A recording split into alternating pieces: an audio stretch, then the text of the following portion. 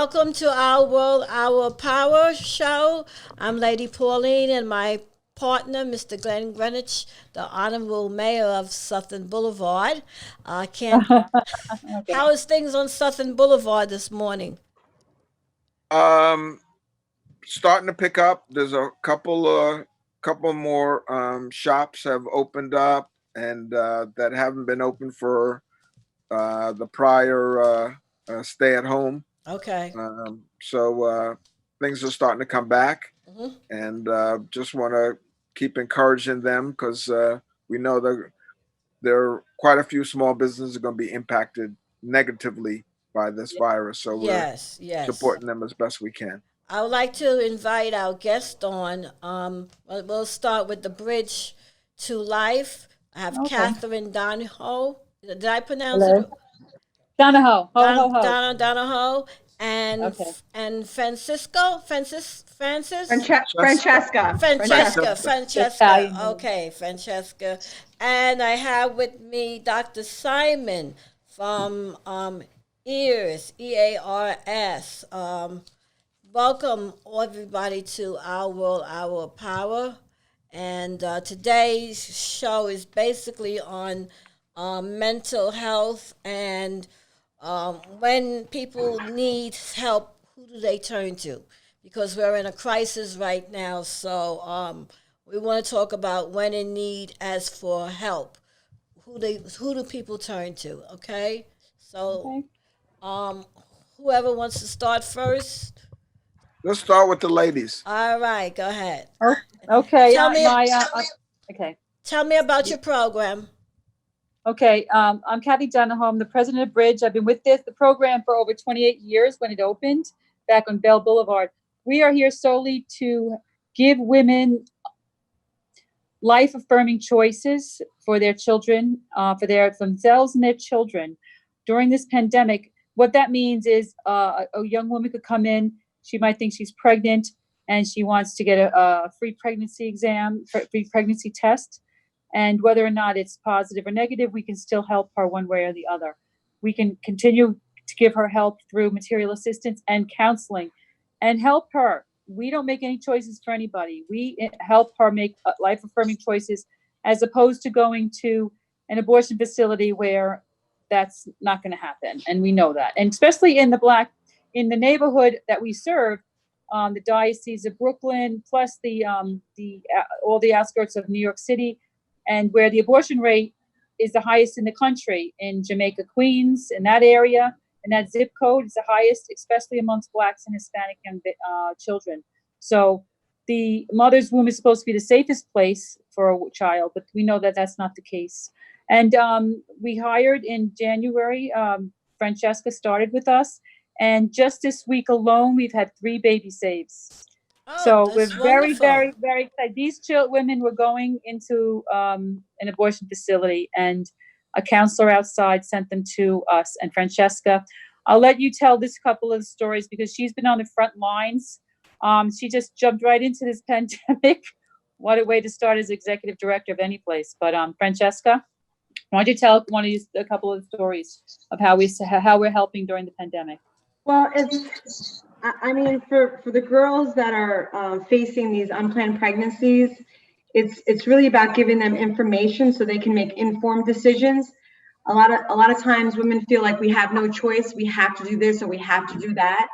And we want to empower them by giving them information and knowledge so they can make an informed decision and not feel pressured to go one way or the other. So not only are we able to counsel them and give them the information and answer any questions that they may have, but we're able to give them all kinds of material help. So anything that they need for themselves or for their baby, we're able to provide for them as far as maternity clothes, baby clothes, crib strollers, car seats, diapers, baby wipes, formula. So women, they feel empowered because they feel like they're not alone in this journey. And it's not only for while they're pregnant or when their baby's first born. We continue with them up until their baby reaches like size 12 in clothing. So we're with them for the long haul. They can come back to us every 3 months. So as their baby gets bigger, they can come in for the next size clothing, next size diapers, and And it's a big help for these girls. As Kathy was saying, just this week alone, we had 3 women who chose to keep their baby and continue with their pregnancy. And when I tell you how touching it was, you felt the connection. You see them come with fear, anxiety, feeling overwhelmed. And then you just see the burden lifted because they see they're not alone in this, and there are people on their side, people who care and will be with them. And they leave with renewed strength and confidence. And I mean, it was amazing. Just one couple, the husband and the wife came, and you know, it was a little bit weird because, you know, I'm Italian, so like I'm always huggy kissy and, you know, affectionate, and, you know, and it took everything in me, you know, to not hug a person or not you Shake know, their hand or yeah, shake their hand. I couldn't even invite them to come in. You know, we're all wearing masks, Right. gloves. You know, so you're not even really making that, like, the humanity part of it is kind of like a little camouflage because you're only seeing like a little part of them. You're not seeing the fullness of them. But as we spoke and everything, I actually, you know, I was expressing, you know, the services we provide and how we connect with a network of other organizations. So if there's something that we cannot provide, we're able to get on the phone and make connections with other organizations within the community. And so it's like an extended family, and we all are there for each other. okay. And during Can I just that, make a point there? We also service with New Beginning Center of Hope. That is our medical facility that we send our ladies to. So after Francesca says, you know, the mother is pregnant, they'll go for a free sonogram, okay, in a life-affirming organization like ours. But they'll do, and then they'll accompany that woman through the entire pregnancy and beyond. They are absolutely incredible, and they're right there on Jamaica Avenue. So Okay. that's why I came to one of these meetings to begin with New Beginnings. All right, I'm sorry, Francesca. I just wanted to put that, you know, let them know that's medical. While you're there talking, I want to tie this into with Dr. Simon. How many of the women that come in to you have substance abuse issues or mental health issues? Because everything sort of ties together. I'm also a social worker, so I know that it all comes together. Oh, Well, yeah. our program is geared to treat patients who suffer from addiction, substance abuse, as well as mental health issues. We have 2 psychiatrists on staff, and we also have an internist on staff as well to address the needs of patients who have medical issues, along with addiction issues, and all of our physicians are certified to prescribe buprenorphine if they happen to have an addiction to opiates. And we've kind of developed a niche in that area because we've been very successful in treating opioid addiction. Uh, in addition, what we've been able to do is uh, telemeds where we can provide treatment over the phone or by video. And the other would be teletherapy, where they can meet with counselors by telephone as well, in addition to being able to make an appearance at the facility, depending on their comfort level. But it Okay. appears that roughly about 70% of our clients are choosing to be treated by by teletherapy and Okay. telemed That's wonderful. at this particular I time remember because when I they're was concerned practicing. of over the the Yeah, I concern was over the coronavirus. virus. Okay. Yeah. I remember when I was practicing at my own agency many years ago. I dealt with a lot of women that were pregnant, had domestic violence issues. They were Terrible. homeless, Right. and they also had an addiction. So that's why I have Absolutely. all Right. 3 of you on, because it crisscrosses. It certainly does. You know, We and, have young women. Many of them Absolutely. come from shelters in Manhattan, New York City. We have women, and you could tell that they have been abused. They have their domestic, and right now with the pandemic, we have so many more incidences of domestic violence. Just weeks ago, before the pandemic, there was a young man came in with a set of twins, and nobody, we serviced him. He was so kind and gentle, and the following week, the babies were dead. So you don't know that That's really horrible. how it is. It's absolutely horrible. And he's living in a shelter. They say that these women in the shelters, and they're they're really terrible. They're not in good shape. They're real, and how can you not be in some kind of mental illness when you're in these shelters? They can't. They don't even want to take a pack and play. That's one of those little porta cribs, because the mice get into the poor pack and plays. That's where they want the babies in bed with them, and then they roll over. It's really one thing after another. But Francesca had a wonderful story of a woman that gave birth prematurely last couple weeks ago in the bathroom. Tell that story, Yeah. Francesca. So we've been servicing women Curbside. through the pandemic, trying to keep everybody safe. So we're screening all the calls as they come in. We take calls 24 hours a day. And any emergency cases, we're making appointments and meeting with them, finding out what their needs are, and kind of, I don't want to say curbside service or whatever, I don't but like that either. yeah. But essentially I set up a table outside and I bring all their items out. I try to make it like a little gift for them. I put them in nice bags and everything, and I bring everything outside for them. And as I brought this one, all the moms that we've been serving this month all have brand new babies, like some babies 2 days old, a week old, tops 2 weeks old. And this one mom, she was coming on her way to go to the hospital to go see her baby. And what happened was she didn't have anything because the baby was premature. The baby came a month early. It was a 4-pound little girl, 4 pounds. She said she was home and she felt like a little bit of cramping or whatever. She wasn't really sure. All of a sudden her water broke. She jumped up, ran to the bathroom. Her husband ran after her, and he starts dialing 911. And as he's doing that, the baby came out, and he literally delivered the baby on that bathroom floor. And a little while later, the ambulance came. She said, I just pulled my pants up and walked myself to the ambulance. Oh wow, that was an easy pregnancy. That was easy. I was like, you're like Wonder Woman.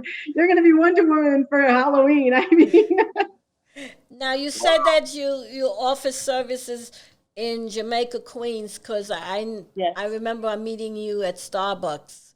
Yes, you met me. I met The woman's name is Alicia Jones. She's a nurse. I will give you her address. I'll chat it to you. She's New Beginnings in Jamaica, Queens, and it's a full medical facility with 2 doctors, 2 obstetricians that will deliver at Jamaica Hospital. And they've had a couple of babies in the last couple of weeks.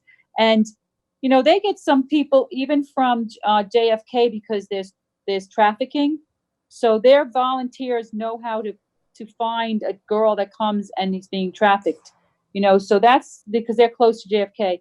But as soon as we're able to send these women to New Beginnings, we do. So, and then they come back to us for material assistance. So we work in conjunction with them, and they've been around now for 6 years. Okay. And it's very, very difficult. That the government that we're working under, that we're living under in both New York City and and in New York State, they don't want these babies. They don't want us here. They try everything in their power to not let us be here. So we even have to say that we are not a medical facility. What other business has to tell you what they don't do? Does McDonald's say we provide hot dogs? It's ridiculous, but that's what it is. And we need more women and men out in front of these choices right there in Jamaica's. They've done 17,000 abortions a year, and they do 3rd trimester abortions at Jamaica Hospital. So, and they're all, right there in the heart of the Black and Hispanic community. And that's where they target, because that's where they make their money. Okay. They're making the money off the backs of these poor, Black and Hispanic women, which is it's not right. And, the city, look, what our governor did last year, in 2019, he said that it's perfectly legal to abort your child up until the day of their birth. And if you don't want the baby when they're born, you can just let it die. I mean, this is what we're living under. So we have a lot to answer for. We have a lot to look for. Glenn, I know you're right there on Southern Boulevard. Do you see certain things you want to talk about? Well, not when it comes to women and pregnancy as much. We've got a few other issues that Dr. Seisman could tackle for us that are happening. But not I don't see as much the pregnant women coming through um, per se per Oh, se. okay. But that's not Yes. that's Not not saying something they're I'm not there. tracking. Right. Yeah, Okay. yeah. Okay. Dr. Well, Simon. Glenn, when we encounter pregnant women, yeah, it depends on what their situation is. For example, those that are having mental health issues, we address those and they receive counseling along with psychiatric services. And if it happens to be an addicted mother, we then adjust their medicines accordingly so that they're and I guess as healthy a baby as possible under the circumstances. Now, what about Their the the medicines, shelter for systems? example, if they're addicted to opiates, we don't prescribe the Suboxone. We would, yeah, so we change it to a drug called Subutex, and that seems to make the pregnancy move more safely. You Oh, know, good. What I they're able wanted to to make a healthier transition. position. Now, the bottom line Right. is this: what happens after these children are born, as far as shelter, living conditions? Um, well, I'm in Jamaica, Queens, and we know the prices of rent and Con Edison and phone and cable and on and on and on. What type of assistance do either organization help with? Who wants to take that? Well, for example, in many cases, they have their families who are there to be supportive, or they may have a supportive spouse. We're talking about the addicted mothers. So if they're actively a part of their lives, then they're there for support. Otherwise, they have the option of going into a shelter and receiving support there as well. They also have the option of going into a residential program for pregnant moms who are addicted as well. So that's Where is another that? Where option is for that? them. Where is that program? That program is located in Suffolk County. Oh, Uh, Suffolk County. Part of it is the outreach program, and the other one is Phoenix House. They also provide housing Okay. and treatment for addicted mothers who prefer to have a residential treatment setting. Okay. Oh, that's Because there great. are They homes choose for outpatient. We are able to provide that service for them. Good Counsel Homes also takes they have a home. Good Counsel Homes is a home for women in crisis pregnancy homes. They have a home for addicted mothers that are pregnant also. And Uh-huh. that there's a 1-800 number for Good Counsel Homes if you ever need that. And that's Chris Bell is the executive director. He's around for many years now. Okay, They never turn anyone away. can you repeat that phone number? It's called Good. Oh, I sent it you in the chat. The New Beginnings right on Jamaica Avenue on 162nd Street. A New good, beginnings? yeah. I sent it to you. I sent it to everybody in the chat. Okay. The other one is Good Counsel Homes. Good Counsel Homes. Yes. Okay, and they're in Jamaica, Queens. No, they're in New Jersey, but they'll take Oh. everybody. Oh, I But see. Okay. You know, we wish we had more, but the communities don't want us, so it's not easy. Something that me and Glenn do every holiday for Christmas, we go to one of the shelters on the Van Wyck nice. Expressway, and we serve food and we give Pampers and gifts and stuff like that. But That's nice. one of the questions I had asked the director there, because I had noticed from one year to the next, I saw the same women in the same shelter. So my thing was, well, if you're living in this shelter, where does the appropriate living come in at? It's taking a very long time It is. for women, men, for everybody that's under the poverty level to get into reasonable, living Reasonable conditions. Uh, low-income housing. Yes, and I'm not just talking about New York City housing or a Section 8, building. I'm talking about just regular apartments for young women, young couples that can manage, because it's very difficult. Oh, it is. I know with the homes we have, there's also Mama's House, which is in Nassau County. They transitionalize the women and help them get they help them get low income housing, for apartments for themselves. But those places are crowded. We need to support more transitional housing in New York City, especially for single pregnant women, single mothers. So, and then we need affordable housing. We need safe environments so they're not afraid for their children. So there's a lot that the city has needs to work on. So What would you say is your biggest need in support of pregnant women? I I mean, I would say they need housing. Mostly pregnant women. They just we've seen so many coming in from the shelters, like you said, Pauline. They don't even transitionalize. They don't even help them transitionalize into. There are enough social workers going around helping them make the next step, helping them get jobs, helping them get certificates like in nursing assistants, training. They do that in Good Health Council homes. Now, Good Council just doesn't have mentally ill women. They also have healthy pregnant women, and they're allowed to stay there, I think, up until 2 years. And another wonderful resource is the Sisters of Life. They have a convent in the city, and they have a couple of houses, and they help the women. I think they can stay there up till almost 2 years as well. So there are places out there, but you know what? Young women don't know this, so they think their only choice is to have that abortion. Well, that's But we why I need had you on. I had all of you on because I want that information to be given out to the public so they can be aware. absolutely. You know. We need to increase our social media presence and our presence on the web.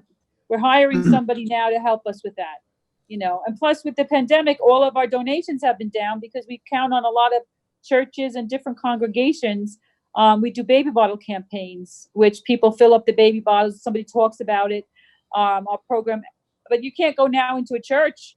They're all closed, and even when they're open, the congregation is not going to be able to afford to donate. So we're looking into a couple of different grants. So it's not easy. It's not. Are, are, are, Nothing's easy. are you pursuing city grants, or what kind of grants are you looking for? Council member? Francesca, you wanted to answer that? What kind of grants? We'll pretty much pursue any grant that looks like we'd be eligible for.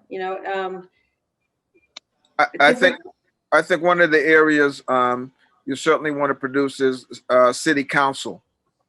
City council gets monies, and they get allocation. They get to allocate some of that money to not-for-profits. Glenn, speaking of the city council, they've been giving us money for the last 20 years. It's been always over 20,000, but the last 10 years, there's less and less city council members that uphold the dignity of human life. Let's call it what it is. There's only one member now that gives us $5,000. All that money that they have, the discretionary money that's called, we do it through the DYC, the Department of Children's Youth Services. Only one, and that application is filled out and it goes to every single 62 members of the city council. All right. It's an absolute disgrace. When a number of years ago, when Planned Parenthood opened up their center in Queens over in Long Island City, so that they can spout that every single borough now has a Planned Parenthood. They gave them $750,000. Wow. We got $5,000.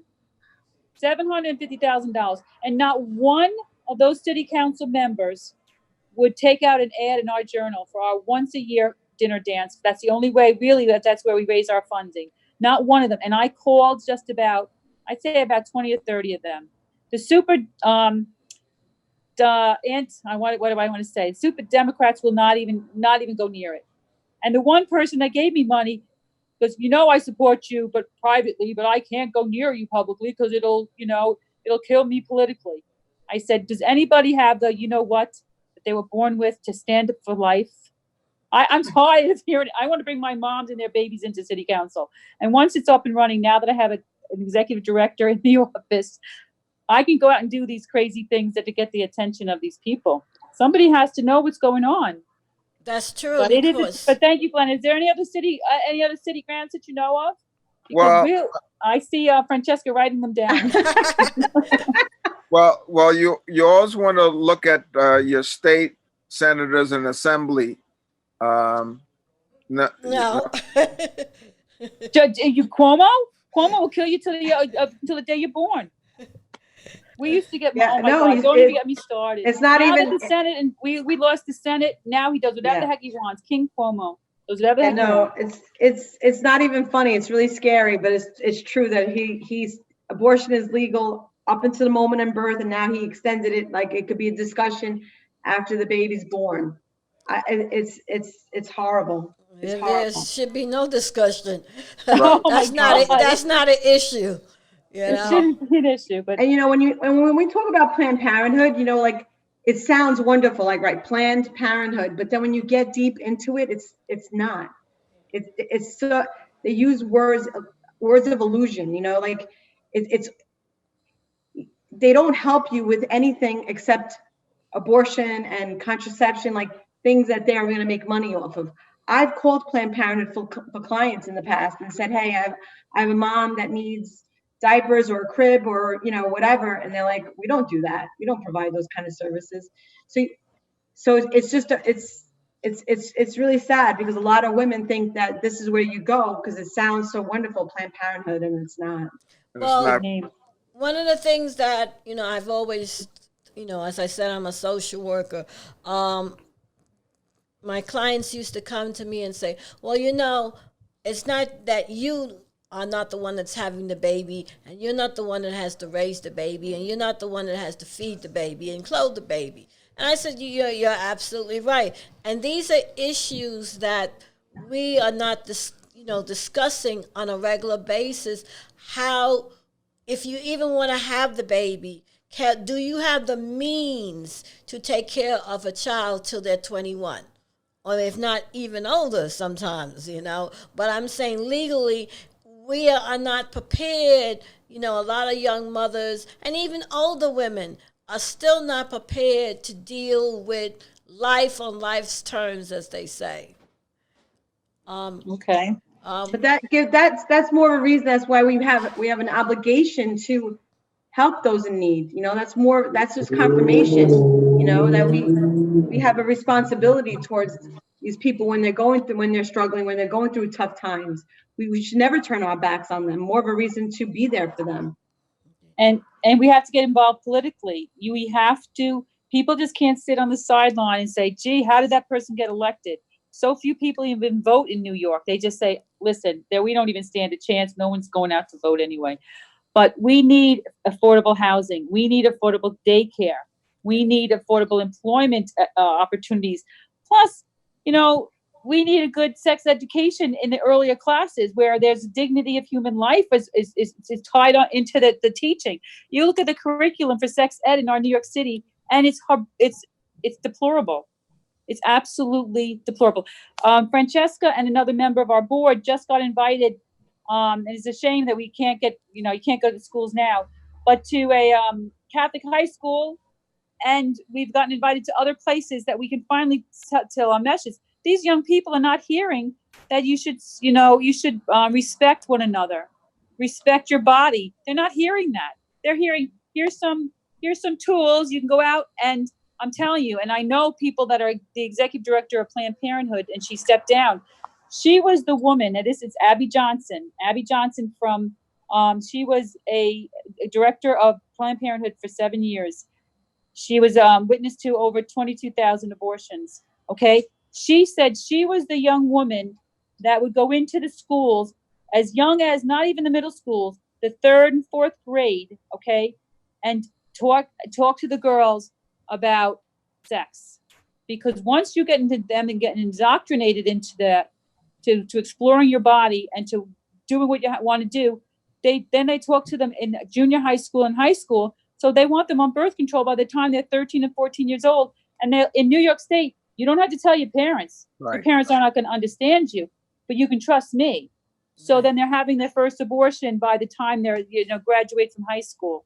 And now they have clients and they're going to give them the birth control. And what young girl is going to take a pill every day at the same time every day? No, that's a difficult thing to remember. It is. And you're exactly, that's what their point is. And then Abby said, I was that woman. I went into the schools. This is what's going on in the schools. And Planned Parenthood has also, they have like representatives in all the schools where they'll have meetings with these kids to talk them up to, there's no reason why you can't have sex, because you can have a protected sex and your parents don't have to. And in New York State, you don't have to have parental consent for an abortion. You don't have to tell your parents. You become an emancipated adult, an emancipated minor once you become pregnant.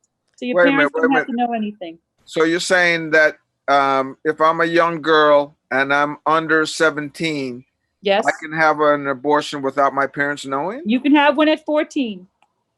You Really? can have an uncle, come and get you from a school, bring you to an abortion facility, and not tell your parents. But you can't get a Tylenol from the school nurse.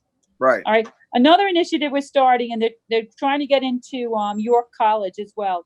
It's called Students for Life of America. It's a program on all the college campuses for pregnant on campus to help women say you do not have to kill your child in order to to have your aspirations of finishing college and getting a career. So they do, and we're working right now with Queens College and St. John's University's programs.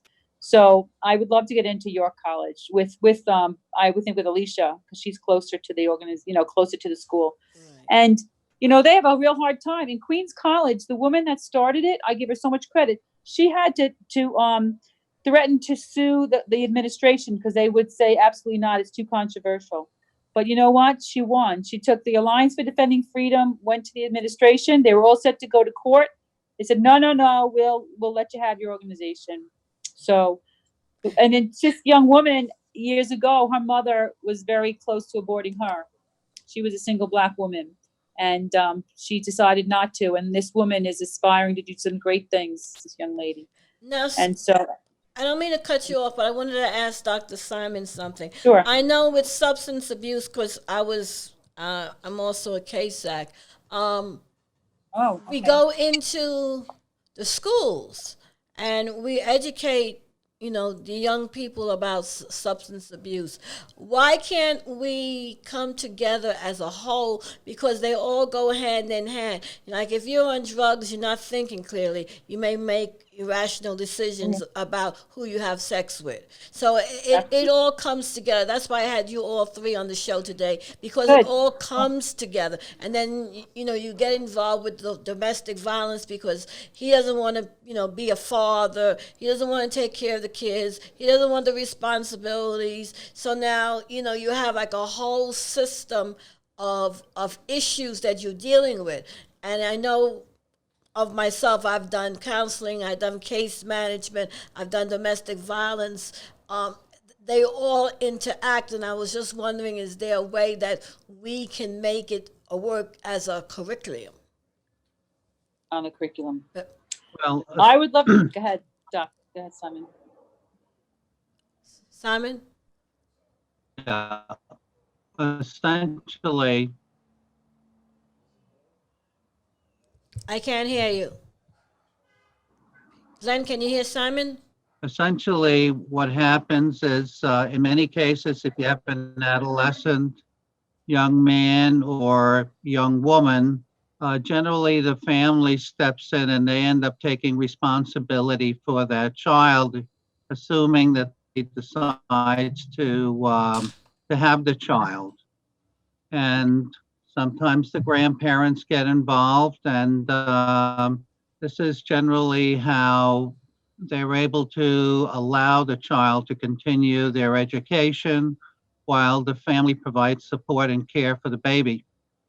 And in Okay. some cases, they're placed in foster care, Mhm. where they're able to provide that support, and the young mother and father are permitted visitation with the child so that they can have some bonding going on when they're mature enough to take on the responsibility of parenting. I also found a situation because I used to work in the group homes with ACS, and they Oh, were wow. the kids were being removed from the homes. So I worked with girls from the age of 12 to 21. So a lot of times they are in the system, because that's why they're in the group home. But then on top of it, now they get pregnant. All right. So now you bring another life into the world, into a system, another system, but it's not their family. It's not their mother or their grandmother. It's another system of services that are being offered. They're not getting family structure. They're leaving the group home, and maybe they put the child into adoption or into foster care. Right. So it's a continuous circle of where does it end? Where does it begin? How do we all come together? That's my issue. It's a tough one. Well, I think one of the things that need to be done in that is you got to provide people, you got to arm them with the truth. Yeah. And I was a foster mom, Okay. and my uncle had passed away, and my cousin got put into foster care, and we became her foster parents. And I know that even before I got her, while I'm going through all the classes and getting certified and doing my background checks and everything, they took all the girls out of the group home and had a field trip to Planned Parenthood. Oh And my I God. and I was really upset. And I said, "Why are you taking all these girls to Planned Parenthood and to put them on birth control?" I'm like, "You're giving them mixed messages because they're already struggling in life, and now you're putting them on birth control at 12 years old, 13 years old. And now, how are they going to feel now when they give their most precious gift that they can give someone, their virginity, their sexuality, to a guy that they're not going to have a relationship with, they hardly know. And then what happens when this guy all of a sudden doesn't call them back anymore or is not in the picture anymore? What does that do now to that young girl's self-esteem? Like, that's part of the cycle that you're talking about, Yes, it Pauline. is. So like, we're not stopping it. We're helping it to continue in that Perpetuating it. motion by taking these young girls who are very vulnerable and very moldable at 12 years old and putting them on a bus and saying, "Come on, girls, we're going to Planned Parenthood to get and put everybody on birth control." Yes, I That's not the agree. solution. That's not the solution. We're hurting them because Oh, yeah. how do they feel? What does that do to their self-esteem when all of a sudden that guy now that, you know, I just gave something very precious to you, and now you all of a sudden you don't call me anymore. I guess I have no value. I'm not important to you. Like, Right. that's the message they're feeling ultimately. And suicide. Oh my God. And that's where everything crisscrosses with substance abuse. Um, People get involved with substance abuse because of their feelings, Yeah, yeah. and also the domestic violence piece comes in that. Everything all comes together. So that's why we call it, I do social work, because Right. I deal with all these aspects and they all interact at some point. Or Yes. sometimes they all act together at the same time. Yeah. Yes. I've got a question for Dr. Seisman and the ladies as well. I know we talked a little bit about training. Um, how, what kind of training programs are available to get them back out into the workforce? Skill training, job interviewing. Because some of them may not have all the skills that they need to Right. even get a job. So you've got to train them up in terms of resume writing, interviewing, and then actually keeping a job. Doctor, we'll start with you Well, and then we'll basically, talk to the ladies. okay. One of the things we encourage them to do is to finish up, for example, their high school diplomas. And the other is to also get involved in BOCES programs where they're able to get training to become, different types of vocational training. For the women, many of them choose to go into the beauty field where they learn how to cut hair and Right. be involved with grooming, doing nails. For the men, many of them pursue areas related to carpentry or air conditioning and other similar electrical or plumbing, this sort of thing. So they have other opportunities, other channels, and some of them also consider the military as an option as well, depending on their feelings about military service. So they do have multiple opportunities as an option, especially when you have family support available. And fortunately, many of the patients that we deal with do have that kind of support. And when they don't have it available, the courts, family court, assists in providing these services for these young people who are in need of housing and training, and also childcare services. So all of these services are available in our community, where they may not be as readily available in other communities. Well, I know Where where is the child care? Is that free to the young ladies? Is that free in our city? Yes, it is. It's provided through Child Protective Services, Okay. All right. Child Protective which Services. is No. part of CPS Okay. and All right. family court. So all of these services are uniquely available based on the needs of the specific individuals involved. All right. And, I've had situations where you have a husband and wife, they're both unemployed, they have children, and the courts arranges housing for them and a training program so they can move forward with their lives. So these Okay. options are available to those who are interested in pursuing it. okay. Can do most people know about it? Because I don't think so, Dr. No. Simon. Well, as they get involved in the system, they become aware of it because we educate them on it, as well as CPS and family court. So So, basically, you're yeah. saying they have to get into the system some way, somehow. Well, they do when they don't have resources. Okay. If they're on public assistance, they're going to be getting involved in these areas. So they're provided with parenting courses, they're provided with vocational training, counseling, psychiatric care when it's indicated, substance abuse It's all treatment free. when it's indicated. And some of them will actually enter specific programs, residential programs. For example, if they have a drug problem, they may go into a residential drug program and receive a lot of these services as well. So there's quite a few options available. Now, That's amazing. well, I know years ago I used to work for Veritax in Manhattan, with the young women and their newborn babies, and they were able to stay there till the child was like 2 years old. And what I had to do was help them also counseling and also find them a place to live within that space of time in that 2 year period that they were allotted. Now, Glenn, this comes to, I'm asking you now, as being part of the community, where are I keep asking this mostly every week or every other week, where are these affordable houses for people such as these young women and young men that cannot afford no $2,000 rent or $2,500 rent? They just have a newborn baby. They hardly can buy some Pampers and some milk.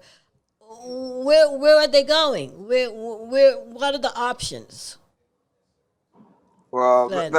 the problem is there's not a lot of options, and of the affordable housing that's being provided, you may get two or three or four out of a couple of hundred that are probably well below the true income level, and might be affordable for someone in that particular category. The AMI, the area medium income, is a 90,000 for a family of four, and that's considered affordable.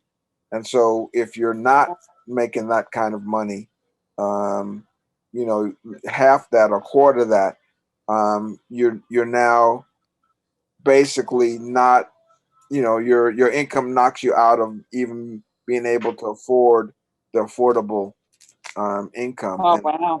and That's a that, lot.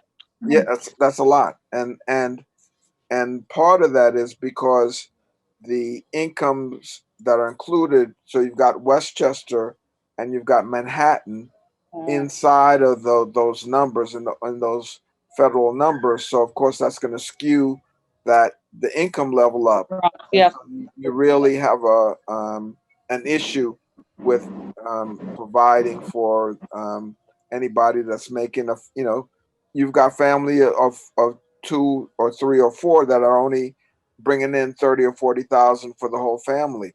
How do you eat and pay rent? I mean, that's really, it really is a complex issue that is unfortunately looked upon from a federal level, when really what needs to happen is that you need to look at it from a particular community level, because case in point, I use this one a lot. Scott Stringer went into East New York and looked at the affordable housing in that particular community. None of the people in that community could afford the affordable housing, because the family income, you're talking about 30, between 30 and 40,000. Of course, that's well below the income level. Um, if you're a developer and you're building affordable housing, Mhm. so the likelihood is that you're going to do about 60 AMI, but you're not going to have a whole lot of them. And then um, you might have a couple 40s, a couple more 60s, and then 80% AMI. There's more of the apartments allotted for that, and then of course the right at the AMI, because again, the developers are looking to recoup the investment that they put into these buildings. So it's it's to me it's a cat and mouse game where, yes, you call it affordable, but not everybody who actually needs it, can afford to live there. So I really call it, a whole lot of bull, because for the fact of it is, we can even get lower than that. We have people that getting $13,000 or $14,000 for the year, and Easily. that is the truth. Yeah. We're not even talking about 30. We're talking about their income level is 13, 14, $15,000. They're not making any more Section 8 apartment buildings around that I know of, or it's very difficult to get into New York City housing if you really want to get into them. It's not the nicest place to live. So I feel that there's a lot of stuff that is not being addressed. There's a lot of stuff that's being addressed, but I think the most important thing that needs to be addressed is, how can people live Well, and live with dignity? you've got a couple issues now. You've got young men and women, um, but mostly I want to address the women, since we've got the audience here, that are hard pressed to get training, to get the kind of jobs, and who can afford childcare at this point in time. I mean, Well, one of the things, yeah, go ahead. yeah, Go ahead, one of Bob. the things, yeah, one of the things that the courts try to assist with, as well as uh, Child Protective Services, is they try to hook young mothers with children with Section 8 housing. In many cases, depending on what their income is, they're able to subsidize their living situation, whether in some cases they're provided with a house or an apartment, and it's subsidized significantly. This is also done for the elderly as well. Yeah. So if someone's over the age of 62, they also, or disabled, they're also eligible for Section 8 housing. And in some cases, I'm thinking of one particular place where the rent is $2,500 a month, but they're only required to pay a third of their income towards that, and the rest of it is picked up by Section 8 housing. Wow. Uh, but these are the kinds of services that are available for women with children. They don't make it available necessarily for men, but they do make it available for the women with children. They get priority when it comes to that type of situation because they want to save the children. The children Sure. are given priority. Sure. Because I know as of right now, like in certain low income housing, they're saying, you don't have to pay the rent, right now. Did not say not ever, but as of the fact of we're dealing with the coronavirus, they're not putting people out on the sidewalks. So, they're being a little bit merciful, but usually, the landlord wants to know where's my money, Sure. They have to that, make a living too. yeah, So I think that we all need to continue this conversation on how we can all pull together in the social services agencies, Sure. whether it's substance abuse, whether it's mental health, whether it is, child care. Sure. We need to pull together because everything combines into one, or escalates, I should say, from one problem to another problem. Yes. Well, one-stop shopping appears to be the most sensible approach, Yeah. where you have one entity that's providing multiple services for each individual and for the family as well. There are also many non-for-profit organizations, charitable organizations. For example, when I encounter patients who are relying on food stamps, and that doesn't seem to be enough, we give them a list of various Good parents. food food distribution centers that provide to people in need. Right. So that's also been very helpful to them and able to get by as a result. I know I was speak to They one. have the food pantries. Mhm. Uh, many of them are listed. They're easy to find on the internet. Yeah, I have a list of them. I just They give you their location, times of availability, where you can stop by and get groceries, and whatever else you need in order to feed your family. another good resource would be the Catholic Charities in this area. You call Catholic Charities and they'll hook you up. Right now, they're supplying the food for the corona during the virus for many extra families. 1,000 meals yesterday. The Knights of Columbus distributed both by St. Bart's in Elmhurst. So that's they're wonderful. available. Yeah, it was amazing. Yeah, It is. it's And they important. also It's said they had important called to us. look. Mhm. Yeah, it's important to look at the various resources that are Yeah. available. Government is not the only option. There are charitable organizations that provide you with quicker access to the needs that people have, which includes housing, includes food, and includes transportation, things of that Okay. nature. Good. Very So good. they can see their doctors, they can get whatever treatment they need, and also be able to access vocational training. So Mhm. all of these services are available if you know how to access them. And that's one of the skills that we provide our patients with as well. Good. That's great. Before we go, I just wanted to, I didn't do this earlier, wanted to give a shout out to our sponsors, a law firm of Stephen G. James and Associates at 8766 Sutphen Boulevard. His Okay. number is 646-925-9000. Also want to shout out to the Chocolate Loft at 113-10 Sutphen Boulevard, 347-804-1000. And TMI and Partners 917-204-1658. And last but not least, Henry's Carrot Cake Oh, good. 718-262-8119 at 159-15 Jamaica Avenue. And Henry is actually participating in some of the food pantries, food Oh, good. drives that are going on. So big shout out to him in support of the coronavirus. And I also would like to say that you're listening to Our World, Our Power, where you can be heard on Spotify, iTunes, Google Play, TuneIn, CBT Radio, which is Caribbean Buzz, my home station, Caribbean Buzz TV and radio. And you can also follow us on Facebook and Instagram. And we're also on Roku. And I know I'm missing Yeah. something, Glenn. Apple TV. And Apple TV, okay.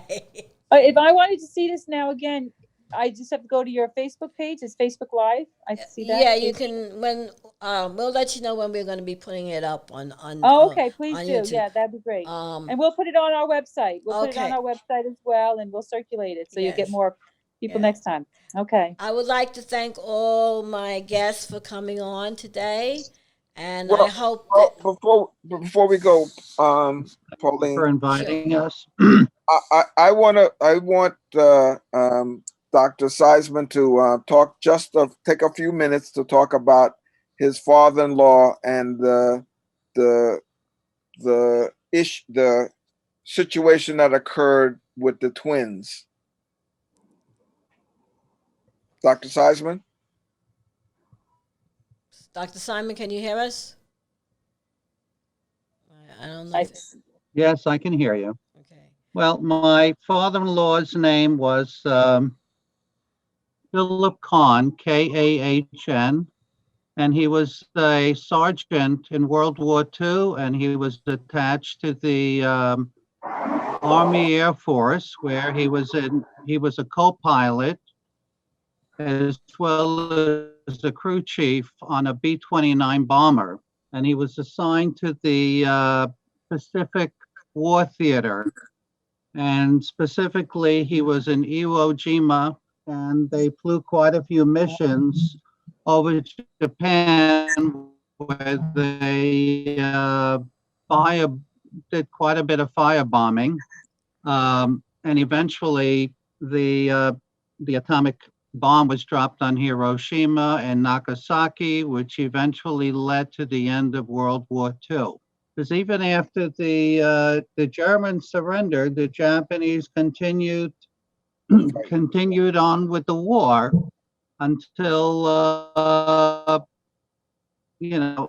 until the dropping of the atomic bomb, and fortunately to the war, and the Japanese were as happy about the end of it as the Americans were, because the Americans were ready to invade with about a force of about 2 million. And when they dropped the bomb, approximately 90,000 people died in Hiroshima, and about 40 to 50,000 died in Nagasaki. So that's 140. So in terms of numbers, that was the lesser of two evils, you know. But it was, and it certainly helped to bring about the end of the war. He was a decorated veteran, but as it relates to the pandemic that we're currently going through, he was born a twin, His twin brother died approximately 3 weeks after birth from the Spanish flu. My I heard. father-in-law was recently, he turned 100 December 15th of 2019, and he was also, he also became the Veteran of the Year for World Queens War Village II. Republican Club, yeah. Queens Village.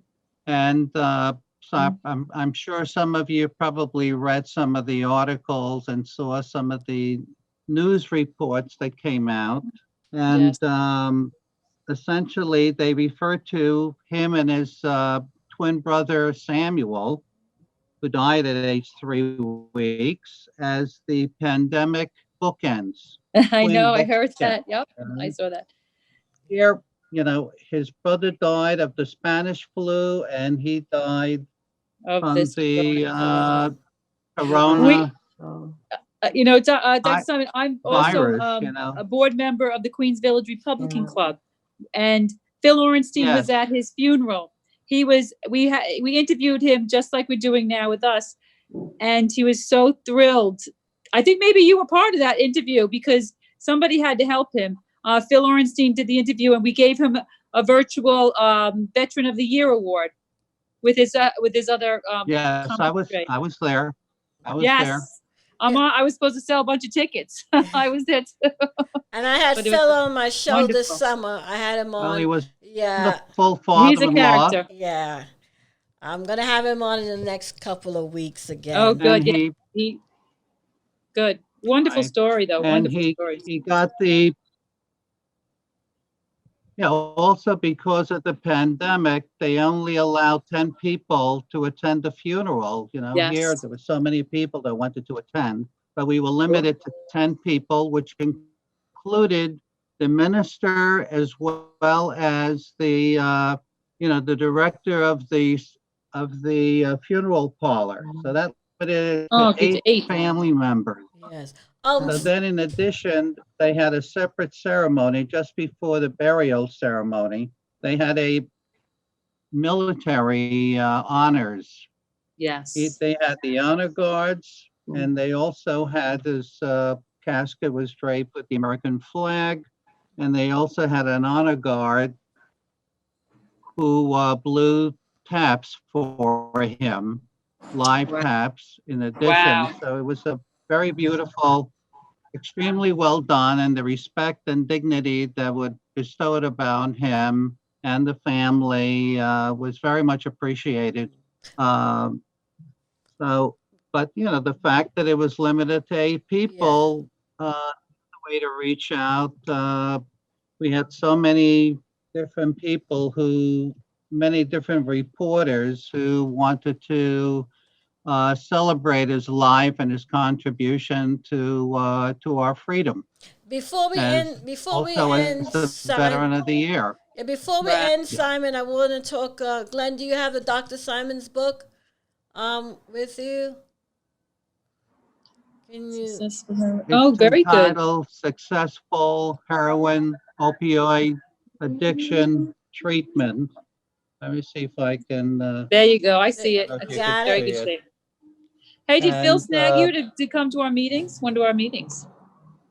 Yes, I've yes, I'd be happy to do that if you'd like me to. I've been invited. I would Sure. have to talk to Phil. I'll talk to him. Okay. Well, we have to close out. Our time is up. So thank you, Thank my you so guests. much. Thank you. The Bridge to Life. Continue doing Thank a good you. job that you're doing. And thank you for inviting us Dr. and for allowing Simon. us to share. We'll be right back. But first, are you a small business owner looking for solutions? TMI and Partners is a business solution company offering operational, branding, and financial solution. For only $9.99 a month, your company will be assigned a personal business advisor. Well, that's right, only $9.99 per month, no contract, and you're on your way. Call TMI at 347-234-5304. That's 347-234-5304. Or visit their website at tmium.com. Tomorrow, the world will know your business. Is that it, guys? Hello? Did I do good? Just let us know how we can reach you. So ladies, go ahead first. How can we get a hold of you? Do you want to go, Francesca? You want to say? Go ahead, Kathy. Okay, we're located at 14732 Sanford Avenue in Flushing. Question, The yeah. its zip code is 11355. Our number there is 718-463-1810. Francesca, do you want to give them your cell number Sure. for emergencies? Yeah, anybody, feel free to call me on my cell, 631-766-8461. Great. Thank you, ladies. Dr. Okay. Seisman? How can people reach you? Yes, you can reach me at 278 East Main Street in Smithtown, New York. That's Suffolk County, 11787. And the phone number is area code 631-361-6960. And we're also available to provide telemedical care as well as telecounseling for alcohol, drugs, and mental health related issues. State, you can reach out to us by phone and we'll be able to provide assistance to you. All right. Thank you Excellent. all. You've been listening to Our World, Our Power, where your news reflects you and your community. Thank you all. Catch you all next week. Talk to you again. Thank Bye-bye. you. Bye, guys. Bye bye. Take care. Bye-bye. Have a good one. Bye-bye.